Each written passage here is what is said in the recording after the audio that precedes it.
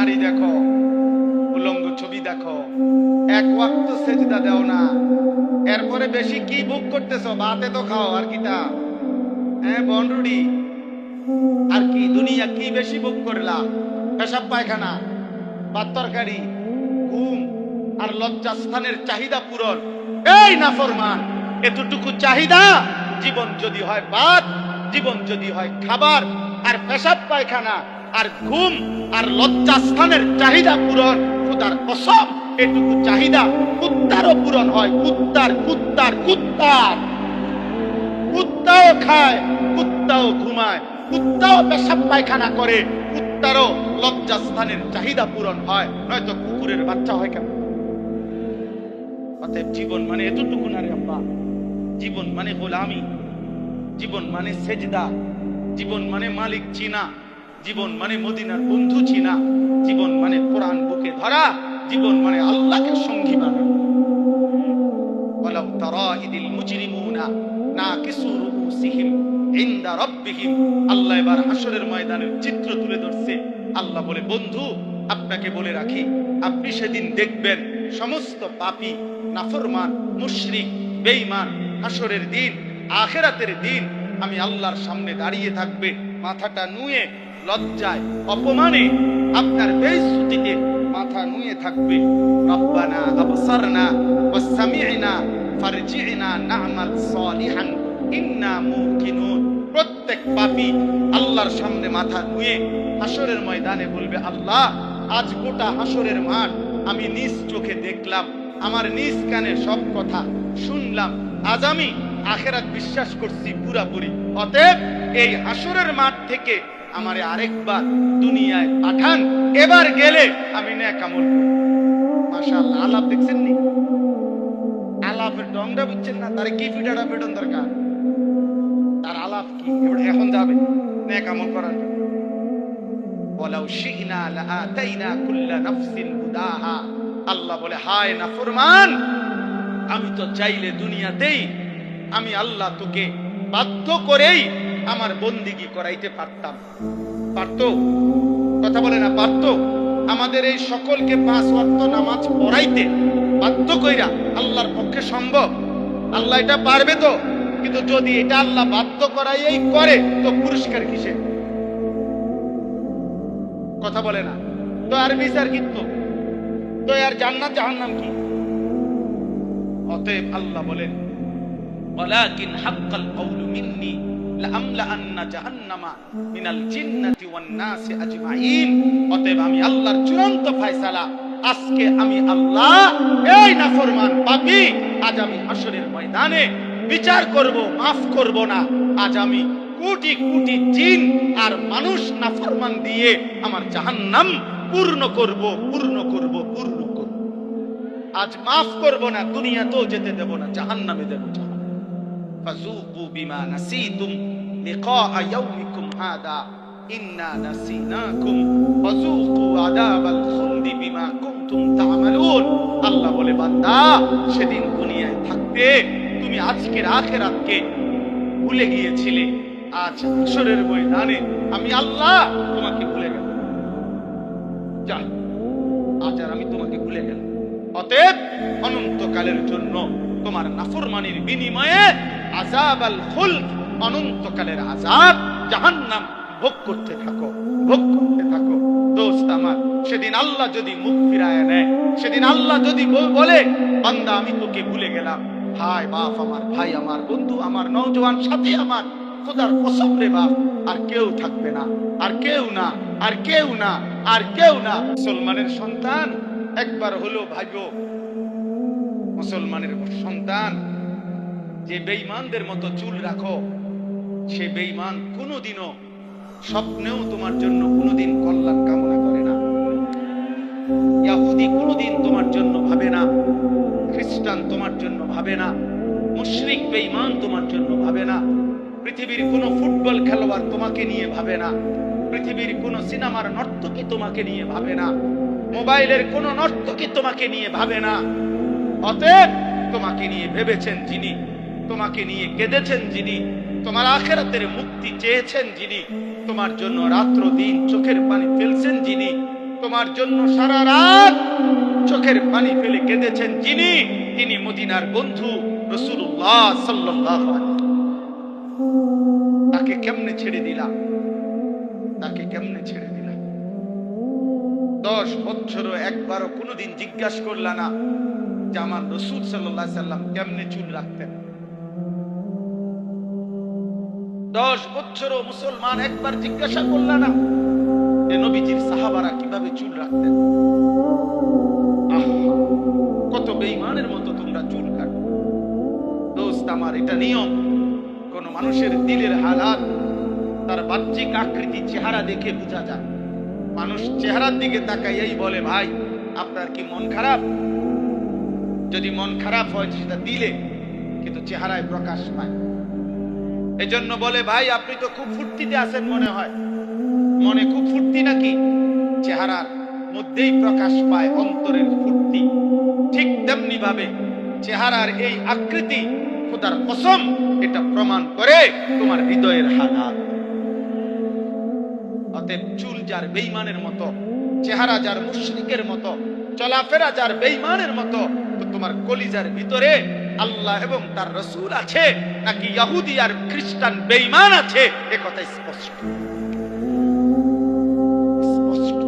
এজন্য যুবক, মনে থাকলে, বিবেক থাকলে, লজ্জা থাকলে, আত্ম অনুভূতি থাকলে, নিজের পরিচয়, বাপের পরিচয়, মায়ের পরিচয়, বংশের পরিচয়, রক্তের পরিচয়, ধর্মের পরিচয়, রবের পরিচয়, বন্ধু রাসূলুল্লাহর পরিচয়, কোরআনের পরিচয়, ইসলামের পরিচয় যদি তোমার মধ্যে থাকে তো বেঈমানের অনুসরণ করো না। আল্লাহ বলে বান্দা সত্য সত্যই একদিন, যেদিকে যাও না কেন বান্দা, যত পলায়ন করো না কেন, যতবারই ভেগে যাও না কেন, একদিন সত্য সত্য মৃত্যুর যন্ত্রণা আসবে। আর মৃত্যুর যন্ত্রণা সাকরাতুল মাউত আল্লাহ কোরআনে ব্যবহার করছেন, তাফসীরের মধ্যে আছে। কারো মৃত্যুর যন্ত্রণা যখন শুরু হয়, যদি সে বিগত 900 বছর পৃথিবীতে হায়াত পেয়ে থাকে আর 900 বছর আল্লাহর নাফরমানি করে থাকে, কিন্তু 900 বছরে কোনোদিন 1 সেকেন্ডের জন্য কোন রকমের দুঃখ, কষ্ট, বেদনা, এক ফোঁটা চোখের পানি পড়ে নাই, একটা সুইয়ের কাঁটার আঘাত লাগে নাই, পুরাপুরি 900 বছর যেই নাফরমান সুখ আর আনন্দ আহ্লাদে এই দুনিয়া কাটাইছে, খোদার কসম তাফসীরে লিখছে মৃত্যু যন্ত্রণার প্রথম সেকেন্ডে, 1 সেকেন্ডে আজরাইল জান কবজের আগ মুহূর্তে, মৃত্যু যন্ত্রণার প্রথম মুহূর্তেই 900 বছরের সুখ আর আনন্দ নাফরমান ভুলে যাবে, ভুলে যাবে, ভুলে যাবে। পরবর্তী সেকেন্ড যদি তাকে জিজ্ঞেস করা হয়, হে আল্লাহর বান্দা, বিগত দুনিয়াটা তো তুমি খুব আরাম এবং আয়েশে কাটাইছিলা, খোদার কসম তখন ওই নাফরমান বলবে, মাওলা সুখ কি জিনিস আমি তার জীবনে কোনোদিন দেখি না, অথচ সে সুখেই ছিল। হাদিসের মধ্যে আছে, আল্লাহর নবী সাল্লাল্লাহু আলাইহি সাল্লাম বলেন, হাশরের ময়দানে প্রত্যেক নাফরমানকে, পাপীদেরকে, দুনিয়া যারা আনন্দ উল্লাস আর ফুর্তি আর হারাম মজা নিয়ে ভোগ করছে, আল্লাহ তাআলা ফেরেশতাদেরকে বলবে, পরে জাহান্নামের বাহির দিয়া একটা বার ঘুরাইয়া জাহান্নামের দরজা বরাবর 1 মিনিট বা 10টা সেকেন্ড দরজার বরাবর দাঁড় করাইয়া এরপরে আমার কাছে নিয়ে আসো। বিশুদ্ধ হাদিস। প্রত্যেক নাফরমানকে ফেরেশতারা জাহান্নামের বাহিরে ঘুরাইয়া দরজার সামনে 1 মিনিট বা 10টা সেকেন্ডের জন্য দাঁড় করাবে। জাহান্নামের একটা আগুনের বাতাস তার বুকটা বরাবর একটা ধাক্কা দিবে বাতাস। আল্লাহর কসম, নবী বলেন, ফেরেশতা যখন এরপরে ওই নাফরমান ব্যক্তিকে আল্লাহর সামনে আনবে, আল্লাহ তাআলা জিজ্ঞেস করবে, আমার বান্দা, দুনিয়ার হায়াত তো তুমি খুব আরামেই কাটাইছিলা, ঠিক না? তো সেই নাফরমান পাপী অথচ দুনিয়ায় যে ভোগ বিলাস করছে, সে আল্লাহকে বলবে, রব জীবনে সুখ কি জিনিস আমি তা কোনোদিন দেখি। জাহান্নামে এখনো ঢোকে নাই, জাহান্নাম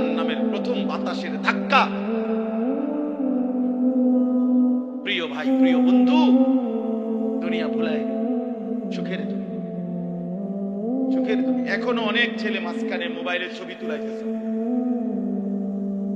ফালতু বাপ, তুমি উঠে গেলে ভালো। আমি তো ভোটের জন্য আসি নাই, কাজে ব্যাপক জনসমর্থন আমার দরকার নেই। আমি নির্বাচনে প্রার্থী না, আমার কোনো ভোটের দরকার নেই, কাজে আমার ব্যাপক সমর্থন লাগবে এমন না। আমি 2-4-5 জন মানুষের সামনে বয়ান, অতএব দয়া করে আমি অনুরোধ করছি আমাদের দিকে তাকায় আসো, এবং সকল বক্তার ওয়াজ নিজের ফায়দা দরকার। এই মোবাইলগুলোতে লক্ষ লক্ষ ওয়াজ আছে, সব বক্তার ওয়াজ দোস্ত আমার জীবনে থাকা দরকার, আমার কলিজায় থাকা দরকার, আমার হৃদয়ে উপলব্ধি দরকার, আমার বিবেকের অনুভূতি দরকার। এটুকু যদি ভাবনা না আসে, 3টা ঘন্টা আল্লাহর কথা শুনলাম, অথচ আমার হৃদয়ে সামান্যতম কোনো নড়াচড়া হয় নাই, কি শুনলাম? বললই কি শুনলাম? আয়োজনই হলো। 10 ঘন্টা ওয়াজ শুনলাম, আমার হৃদয়ে কোনো অনুভূতি জাগে নাই। হাদিসের মধ্যে আছে, হযরত ইরবাদ ইবনে সারিয়া বলেন রাদিয়াল্লাহু তাআলা আনহু, নবীজি আমাদের সামনে ওয়াজ করেছেন, ওয়াজানা রাসূলুল্লাহ সাল্লাল্লাহু আলাইহি ওয়াসাল্লাম। নবীজি যখন আমাদের সামনে ওয়াজ করলেন, তিনি বলেন, জারাফাত মিনহাল উয়ুন ওয়া ওয়াজিলাত মিনহাল কুলুব, আমাদের প্রত্যেকের চোখ দিয়ে অঝরে পানি ঝরতে লাগলো এবং আমাদের অন্তরগুলো আল্লাহর ভয়ে কাঁপতে শুরু করলো। এ ছিল ওয়াজের ফলাফল, প্রতিক্রিয়া সাহাবায়ে কেরাম। এই জন্য দোস্ত আমরা প্রত্যেকে এই কথা মনে রাখতে হবে, আমরা মরেই যাব।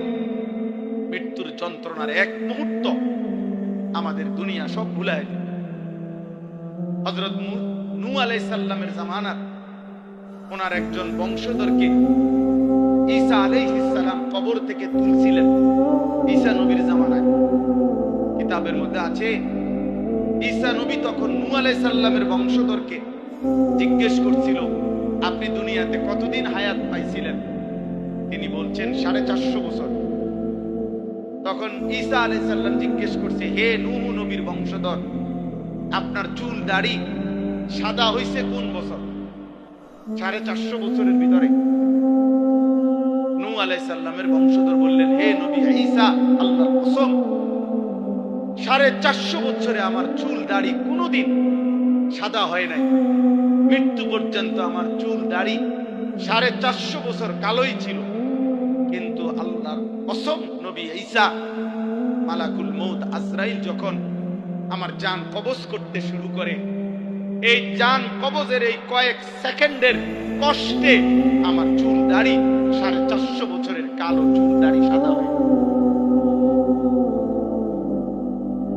দোস্ত আমার কাছে কিতাব আছে গাড়িতে, ওয়াজাআত সাকরাতুল মাউত বিল হক। ওই কিতাবের মধ্যে আছে নবীজির বিখ্যাত একজন সাহাবী হযরত আমর ইবনুল আস রাদিয়াল্লাহু তাআলা আনহু, অনেক বড় জলিলুল কদর সাহাবী ছিলেন। ইসলামের ইতিহাসে রাসূলুল্লাহ সাল্লাল্লাহু আলাইহি সাল্লামের সাহাবাদের মধ্যে সবচেয়ে বড় যোদ্ধা যারা ছিলেন তার মধ্যে উনি একজন। মিশর বিজেতা, মিশর যিনি বিজয় করেছিলেন, হযরত আমর ইবনে আস, ওনার ইন্তেকালের পূর্ব মুহূর্তে যখন উনি মৃত্যু সজ্জায়, ওনার মৃত্যু যন্ত্রণা শুরু হয়েছে, সাকরাতুল মউত, ওনার ছেলে কিতাবে লিখছে, আব্দুল্লাহ ইবনে আমর ইবনুল আস, ছেলেও সাহাবী ছিলেন, বাপ পুত দুইজনই সাহাবী ছিলেন। ওনার ছেলে আব্দুল্লাহ এই মৃত্যুর পূর্ব মুহূর্তে ওনার আব্বা আমর ইবনে আস রাদিয়াল্লাহু তাআলাকে জিজ্ঞেস করলেন, আব্বা এই মুহূর্তে মৃত্যু যন্ত্রণা আপনার কাছে কেমন মনে হচ্ছে? আপনি আমাকে একটু বলেন। কসম আল্লাহর, সাহাবী আমর ইবনে আস বলে, ইয়া বুনাইয়া, হে আমার কলিজার টুকরা সন্তান, কাআন্না জিবালাদ দুনিয়া আলা সাদরি, আমার কাছে মনে হচ্ছে পৃথিবীর সবগুলো পাহাড় আমার বুকের উপরে চাপ দিয়ে রাখছে। কাআন্না জিবালাদ দুনিয়া আলা সাদরি, পৃথিবীর পৃথিবীর সবগুলো পাহাড় আমার বুকে চাপ দিয়ে রাখছে। ওয়াকান্নি আতানাফাসু মিন সাকবিল ইবরা। আর তিনি বলেন, বাপ আমার, সন্তান আমার, আমার মনে হয় আমি যেন সুইয়ের ছিদ্র দিয়া একটু নিঃশ্বাস নিতেছি। দোস্ত আমার, নবীর 60 বছরের সাহাবী যদি বলে দুনিয়ার সব পাহাড় আমার বুকে চাপা দিয়া রাখছে মৃত্যুর মুহূর্তে, 30 বছরের নাফরমান গত 30 বছর ধরে যে সুদ খায়, তার মৃত্যু যন্ত্রণা কি হবে? 365 দিনে খোদার 1 বছরে যে কোনোদিন 5 ওয়াক্ত নামাজ পড়ে না, সেই নাফরমানের মৃত্যু যন্ত্রণা কেমন হবে? বছরের পর বছর যারা হারাম খায়, হারাম উপার্জন করে, মিথ্যা বলে, হারাম রোজগার করে, বছরের পর বছর যারা বেপর্দা, বছরের পর বছর যারা রাতের পর রাত যুবক, নারী, ছবি, অস্থি, দৃশ্য, উলঙ্গ, নাচ গান, মোবাইলের অসভ্যতা নিয়ে ব্যস্ত আছো বাপ, তুমি বাপ যদি মরে যাও, মৃত্যুর মুহূর্তে তোমার যন্ত্রণা কেমন হবে? কেমন হবে? সাথী আমার, দোস্ত আমার, বন্ধু আমার, আমি অনুরোধ করছি আজ এই 2 দিন ব্যাপী তাফসীরুল কোরআন মাহফিলে আমি ছোট ভাই, আমি অনুরোধ করলাম, কবর ভুলে গেলে চলবে না, মৃত্যু ভুলে গেলে চলবে না।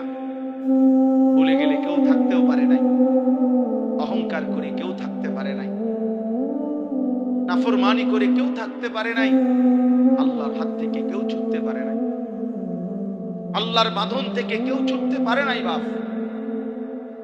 আয়াহসাবু আল্লা ইয়ারাহু আহাদ। আল্লাহ বলে, আমার বান্দা কি জানে না? সে কি ভেবেছে তাকে কেউ দেখে না? আমার থেকে ছুটবা কেমনে?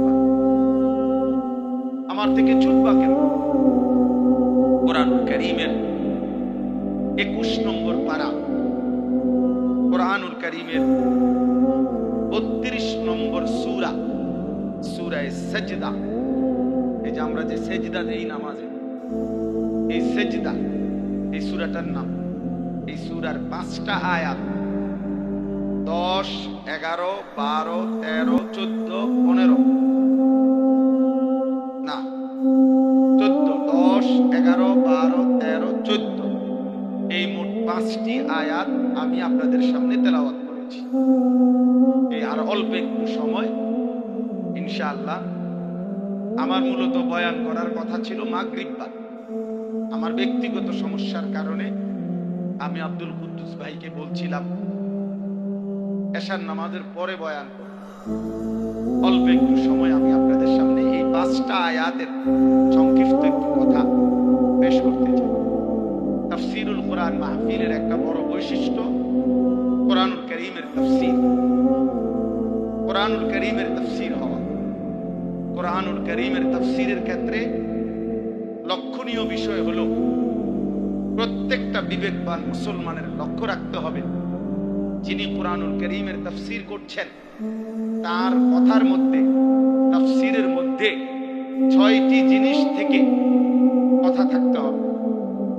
তাফসীরুল কোরআন হইতে হবে, কোরআনুল কারীমের প্রথম তাফসীর করতে হবে কোরআনেরই ভিন্ন কোনো আয়াত দ্বারা।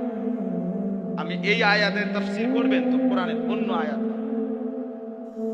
কোরআনুল কারীমের দ্বিতীয় তাফসীর হবে রাসূলুল্লাহ সাল্লাল্লাহু আলাইহি ওয়াসাল্লামের কথা, কাজ, বক্তব্যের দ্বারা। কোরআনুল কারীমের তৃতীয় তাফসীর হবে সাহাবায়ে কেরামের বক্তব্যের দ্বারা। কোরআনুল কারীমের চতুর্থ তাফসীর হবে সাহাবাদেরকে যারা ঈমানের সাথে দেখছেন, সাহাবাদের থেকে দ্বীন শিখছেন যারা তাবিঈন, তাদের বক্তব্যের দ্বারা। কোরআনুল কারীমের পঞ্চম তাফসীর হতে হবে আরবি ভাষায়, বিশুদ্ধ আরবি ভাষায় এই শব্দ যেই অর্থে ব্যবহৃত হয় ওই ব্যবহারের আলোকে। কোরআনুল কারীমের ষষ্ঠ তাফসীর হইতে হবে, যিনি বলতেছেন তিনি পূর্ণ ঈমান, আমল, তাকওয়া সহ সুস্থ, পক্ষপাত মুক্ত, আকলে সালিম, সুস্থ, সুন্দর, স্বাভাবিক আমল আখলাক ওয়ালা আকলের অধিকারী কিনা সেটা লক্ষ্য করো। বুঝেন নাই কথা? আকলে সেলিম হওয়া। এই জন্য পৃথিবীতে এই 6টি মূল সূত্র থেকে বিচ্ছিন্ন কথা যত সুন্দরী হোক, জাকজমকই হোক, যত চমৎকারী হোক, সেটা তাফসীরুল কোরআন হতে পারে না। তাফসীরুল কোরআন হইতে পারে না।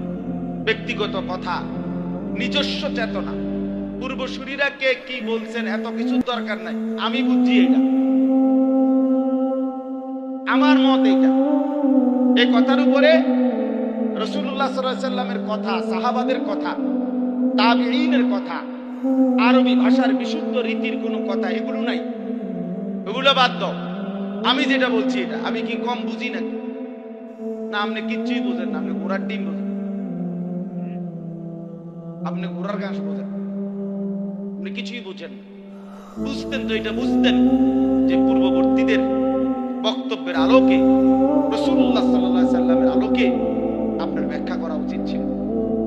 এজন্য কোরআনুল কারীমের মধ্যে আল্লাহ তাআলা বলছেন, হে বন্ধু আমার, নবী আমার, কোরআনুল কারীমের অক্ষর হুবহু আমি আল্লাহ যেভাবে নাজিল করেছি, হুবহু শতভাগ নিখুঁত মুখস্থ রাখা আপনার অন্তরে, এটা আমি আল্লাহর দায়িত্ব। আপনি যখনই পড়তে চাইবেন, আপনার উম্মতের সামনে পড়তে পারা, আপনার এই যোগ্যতা, এই তৌফিক আমি আল্লাহর দায়িত্ব। যখনই আপনি ব্যাখ্যা করতে চাইবেন, আমি আল্লাহ কি বুঝাইতে চাইছি, এটা যদি আপনি বিশ্লেষণ করতে যান, সেই বিশ্লেষণটাও বলে দেওয়া আমি আল্লাহর দায়িত্ব। এটা আমার জিম্মা। লা তুহাররিক বিহি লিসানাকা লিতা'জারা বিহি ইন্না আলাইনা জামআহু ওয়া কুরআনা। আল্লাহ বলেন, আপনার অন্তরে কোরআন হুবহু বসিয়ে দেওয়া, মুখস্থ করিয়ে দেওয়া, আপনার জবান দিয়ে যতবার ইচ্ছা আপনার উম্মতের সামনে পড়িয়ে দেওয়া, পড়ার তৌফিক। এর একটু পরে আছে সুম্মা ইন্না আলাইনা বায়ানা। এই বায়ানা মানে অর্থ হলো, বায়ান মানে হলো ব্যাখ্যা, তাফসীর। অতঃপর এই আয়াতগুলোর তাফসীর, ব্যাখ্যা, বিশ্লেষণ বলে দেওয়া, তিনটাই আমি রব আমার নিজ হাতে নিলাম।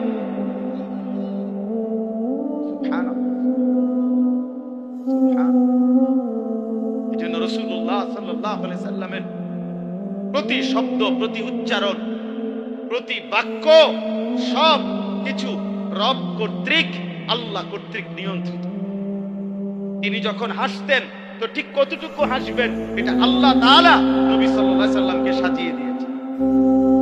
তিনি যখন কাঁদতেন তো কতটুকু পরিমাণ কাঁদবেন, কি চিৎকার দিয়া কাঁদবেন, না লাফাইয়া কাঁদবেন, না গৈরাইয়া কাঁদবেন, তা আল্লাহ তাআলা বলেন, বন্ধু আপনার হাসি, আপনার কান্না, আপনার হাঁটা, আপনার চলা, আপনার উঠা, আপনার বসা, আপনার আচরণ, আপনার উচ্চারণ, আপনার রাত, আপনার দিন, আপনার সকাল, আপনার দুপুর, আপনার ঘর, আপনার সংসার, আপনার বাজার, আপনার ব্যবসা, আপনার একাকিত্ব জীবন, আপনার সকলের মাঝে জীবন, স্ত্রীর সাথে আখলাক, সন্তানের সাথে আখলাক, মানুষের সাথে আখলাক, রাষ্ট্র পরিচালনার নীতি, সব আমি আল্লাহ একটা করে ঠিক করে দিয়েছি।